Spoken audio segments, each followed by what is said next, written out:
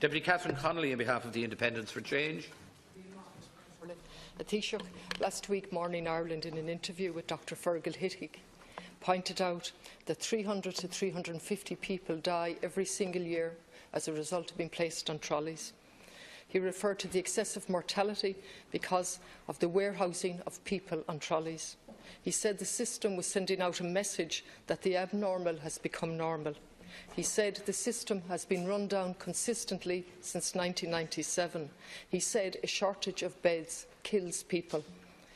The previous day, on Wednesday, less than a week before that, that's a week ago, 528 people couldn't get a bed, and there were 545 delayed discharges, and he suspected the figure was greater. Remember, he pointed out it's only November and winter comes every year, although it seems to take each government by surprise.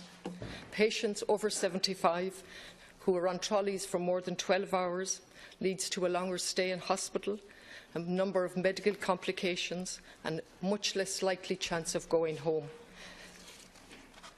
50 to 60 people, he said, are regularly on trolleys in Galway and Limerick. In that context, the nurses are going on strike, are planning, because of intolerable conditions. And let me then place Galway in context. A centre of excellence, supposedly, serving a region with 1 million people, 1 MRI scan, extraordinary lists in relation to outpatients, and a clinical director who has said the hospital is not fit for purpose. That is the hospital, Taoiseach, that you couldn't find time to visit on your 2 recent visits to Galway. And you visited a private establishment, and you said that you might in the future, although prior to the election you visit the accident and emergency, as did the leader of Fianna Fáil, and said it wasn't fit for purpose. Let me say the accident and emergency, which has a report that was never published, is simply a symptom of a malfunctioning system.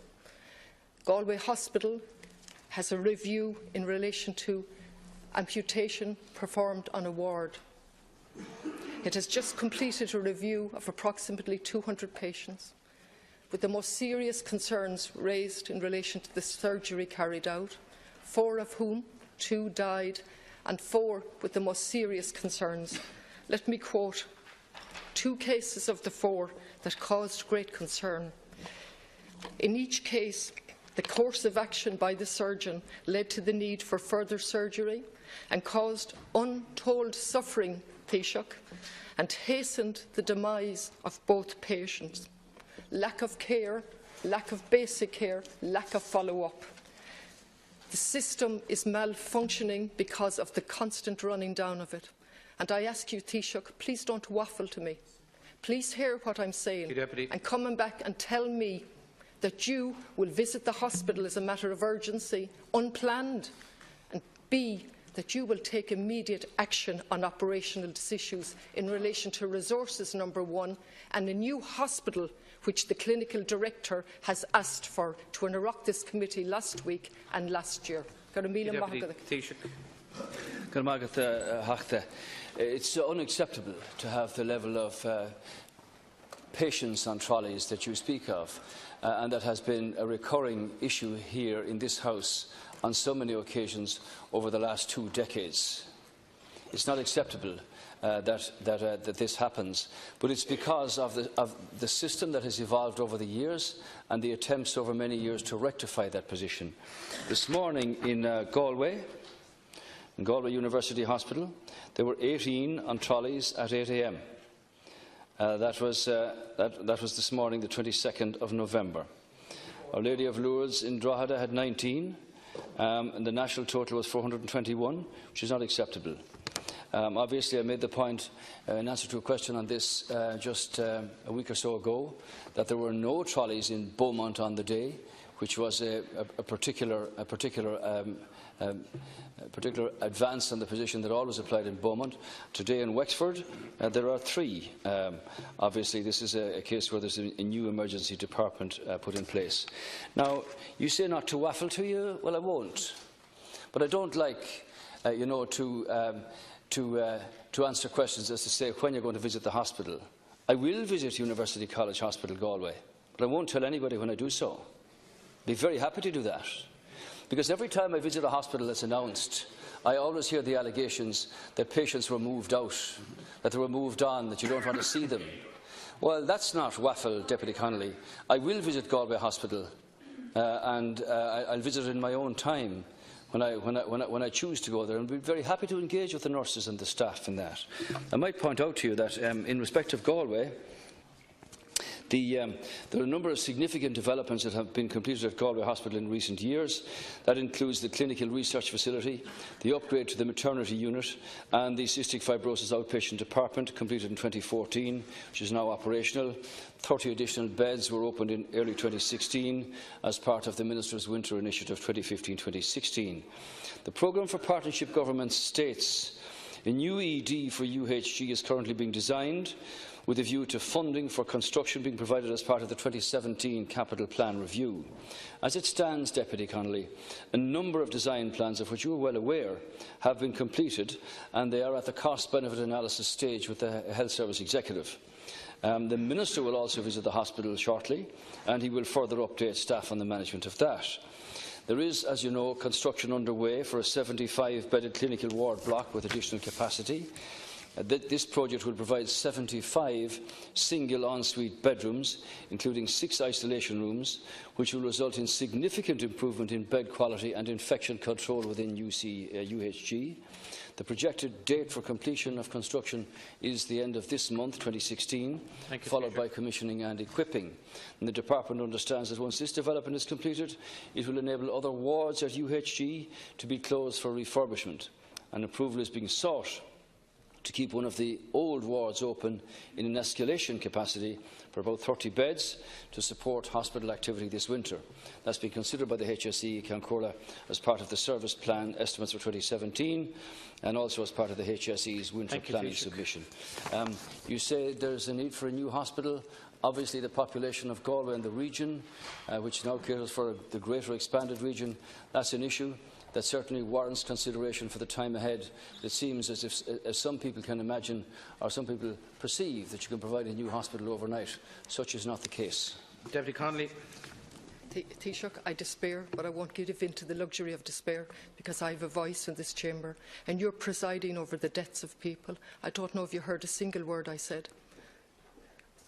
Galway is operating on Code Black, the highest emergency code for months. There's a full capacity protocol in operation due to overcrowding. Accident and emergency is a symptom. I have not asked for a new hospital. The clinical director has asked for the planning for a new hospital. I don't know if you heard that I just said there's an audit in relation to an amputation on a ward. I don't know whether you heard what I just read out. 198 surgical patients have been reviewed.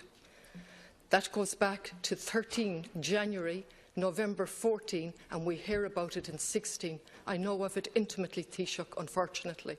And I will repeat again, Taoiseach, and you might do me the courtesy of stepping out of your bland rhetoric and apologise to the people who are suffering and who have died. Thank you, Deputy. And let me repeat, sorry, Connolly, the very last one. Review in Galway Hospital, I'm sorry, Connolly. 4 cases in particular, separately 30 other cases. Of the 4 in particular, 2 cases caused great concern. In each case, the course of action by the surgeon led to the need for further surgery, caused untold suffering and hastened the demise of both patients. I refer only to those. There are many in a hospital with 1 MRI, and you sit there and you don't apologise. Thank you, 1 Deputy. You have MRI. to conclude now, please, Deputy. Thank you, Connolly. Thank you, Taoiseach. Thanks, Connolly. Well, I have every empathy with people who are pressurised in patient situations in every hospital. And these issues have arisen not just in University Hospital Galway, but in other locations around the country from time to time. You're well aware of this, Deputy Connolly.